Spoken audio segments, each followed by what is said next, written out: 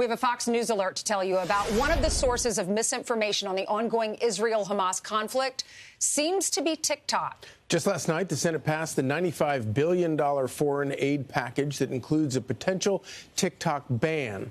President Biden is set to sign that bill today. Lucas Tomlinson is live in Washington with everything in that bill, and there's a lot, Lucas. That's right, Brian. Good morning. Late last night, the Senate voted overwhelmingly to pass that foreign aid bill. The final vote, 79-18. Here's what's in it.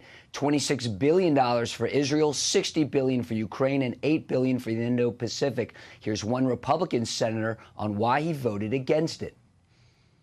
I can't support this bill ultimately because it gives money to Gaza, it gives money for the NGOs that are trafficking illegal immigrants, and it does nothing, zero, to stop the invasion at our southern border. That's got to be our priority.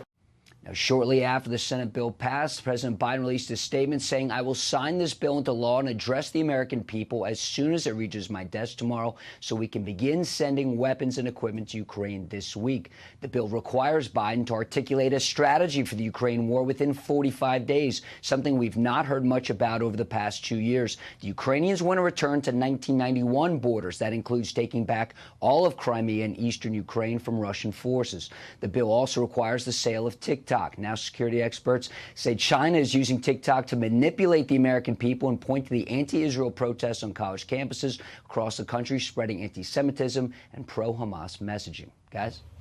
All right, Lucas, thanks so much. All right, lawmakers aren't the only ones sounding the alarm of the threat from Chinese-owned TikTok. Even FBI Director Christopher Wray pointing out, again, the serious national security concerns. TikTok, for us, represents a national security concern. And the reason I say that is that TikTok's parent company is beholden to the Chinese government. We're talking about the ability to control or collect data on millions and millions of users and to use it for all sorts of influence operations like driving their AI efforts. And here to react is Tech Policy Center Director at Heritage Foundation, Kara Frederick. Good morning, Kara. Good morning, Ainsley. Good morning. So what does this mean for America, the American families and the kids that are on TikTok? This is a great thing for Americans, and especially the next generation of citizens. So right now, the app is probably going to function as normal. The company has about a year, up to a year, to divest from its CCP masters, ByteDance, headquartered in Beijing. So everything's probably going to look normal now. But as the Wall Street Journal said, you don't have to get off now, but it's a good idea to pack a go bag. People should be looking toward other platforms if they want to do their short, seemingly innocuous videos, because as Christopher Wray has said, this is about control and collection. TikTok is a weapon, and this defangs that weapon from the Chinese Communist Party. This is a great thing. This is all part of this big story on the college campus chaos. And this is the anti-Israeli message that China, who has every reason, has total control of this app, because you, by law, if you are a Chinese-owned company, have to let your technology be totally susceptible and open to anything the government wants. Meanwhile, Scott Galloway says yesterday he's noticed that if you look on TikTok, there are 52 videos that are pro-Hamas or pro-Palestinian. Every one is anti-Israel. He said, if you don't think we're being manipulated, he went on to say, I think the Americans are easier to fool and convince than they've been fooled before. And he went on and on and on. So TikTok is the device. It is a form of fentanyl for the American media. It is overwhelming all other aspects, especially with the next generation.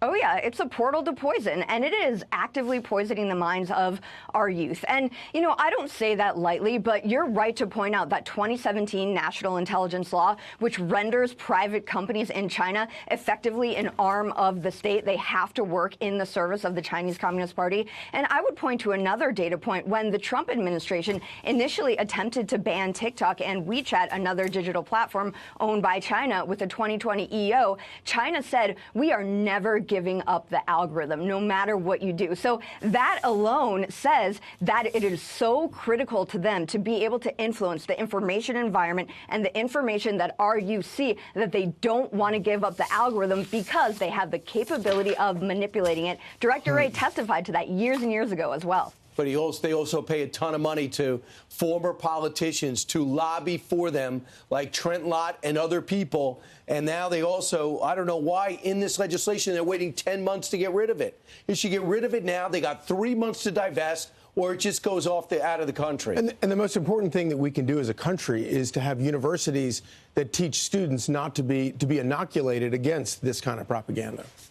Oh, yeah. And it's really interesting. The CEO or the founder of Palantir, Alex Karp, said something really interesting about these protests a while ago when they were first being fomented directly before the blood was even dry on these hostages and the people who were murdered on October 7th. He basically said these kids think they know everything. They think they know something about the world because they watched a couple of videos on TikTok. You better believe that China is using that, again, as a weapon for our children. And we also know, according to whistleblowers, that the Chinese Communist Party has supreme access to American data, to Americans on the platform. They're using it to their advantage. You got to end it now. Good job, Senate, last night. All right, Kara, thank you so much. The president's supposed to sign that bill as early as today, possibly. All right.